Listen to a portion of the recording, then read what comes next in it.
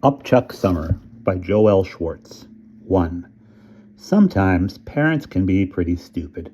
For example, here's what happened last week. I was talking to my friend Paul on the phone, and he was telling me about this kid in his class who was an A number one nerd. And my mother yells in from the kitchen and asks, "What's a nerd?" I wanted to yell back, "Look it up in the dictionary," since that's what she always tells me to do when I don't know what a word means. But instead I yelled back, "A nerd is a turkey," and I continued on with my conversation. Suddenly, my mother was standing in front of me with a copy of some college dictionary in her hand, and she began to read aloud, "Turkey, either of two large American gallinaceous birds constituting the genus Meleagris, especially M. gallopova, which is domesticated in most parts of the world and esteemed for eating." Paul was getting impatient on the other end of the line and began to yell, "Hey, Richie, you still there? What's going on?" "Listen, Paul," I said, "I'll call you right back." With that, I slammed down the phone. My mother seemed undaunted by the noise of the phone crashing into the cradle. She continued, "For unrelated similar birds, see Australian turkey, brush turkey, and water turkey. It doesn't say anything about a turkey being a nerd." "But, Mom, you don't understand. A turkey is a clod." "A clod? What's a clod?"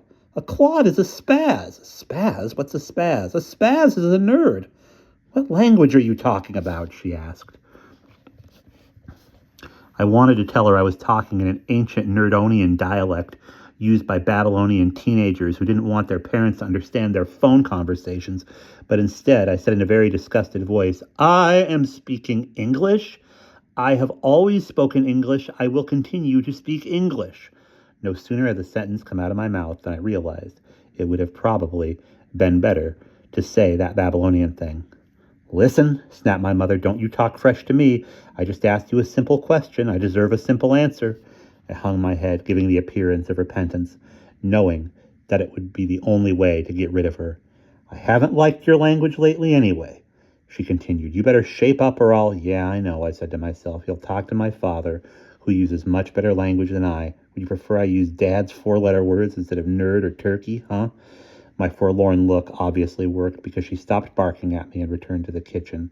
In order to continue my call in the privacy it deserved, I decided to go upstairs to the seclusion of my parents' room.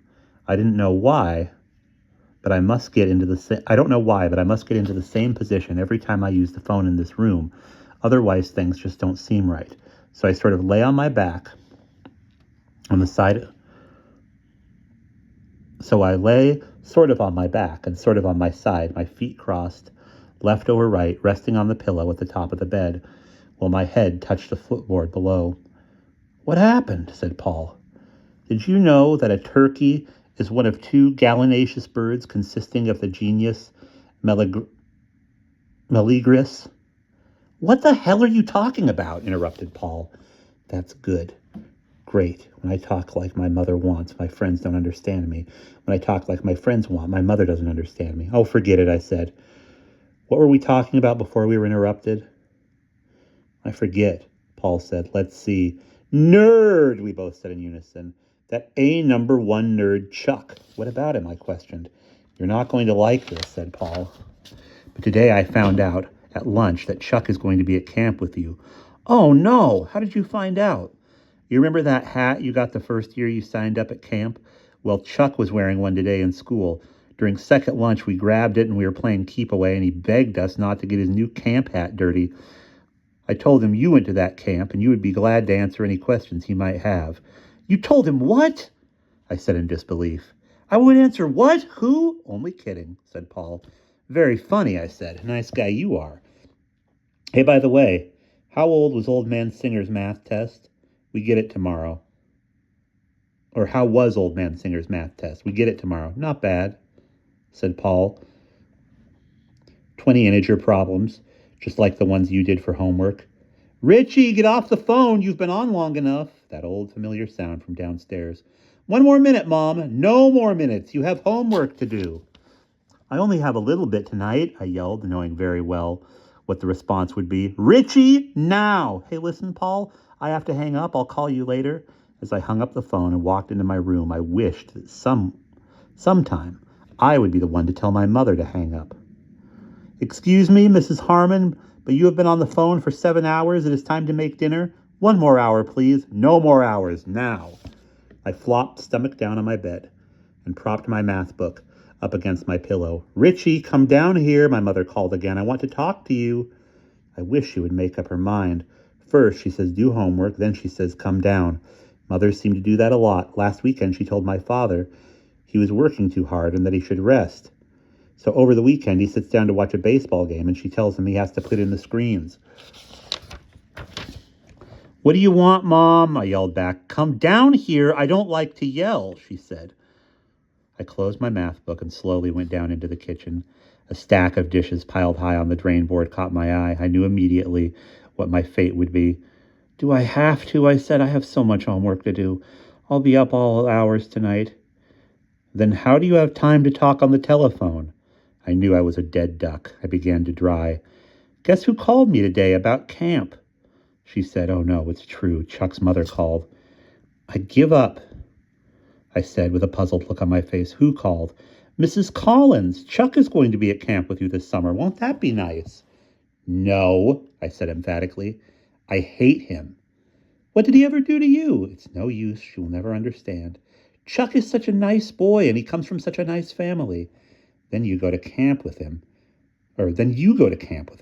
Sometimes I knew when to keep my mouth shut. God must have had it in for some kids, and Chuck Collins was one of them. He was short, wore glasses, and was poor in sports. What a lousy combination. From the very first time I met him last May after his family moved into the neighborhood, I knew he was a loser. Some kids have that tease me, trip me, give me a noogie on the head look on their face, and Chuck was one of them. He was a nerd, a clod, a turkey, a spaz, a leech, an itch. What did he ever do to you? My mother repeated. Nothing, I said. Then why don't you like him? Because. Why don't you like him? There must be a reason. I don't know, I mumbled.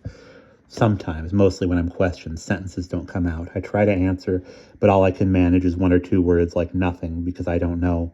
The dishes were done, so I threw the towel on the counter and walked up to my room. I think my mother was still firing questions, but I really wasn't paying attention. I flopped down on the bed again and started to look at my math. I heard the rumbling patter of my younger brother and sister coming up the stairs. I kicked the door shut to keep them out. I still couldn't believe that Chuck was going to camp with me. But I did know one thing for sure. There was absolutely no way that Chuck was going to sit next to me on the bus ride up. And that is the end of chapter 1.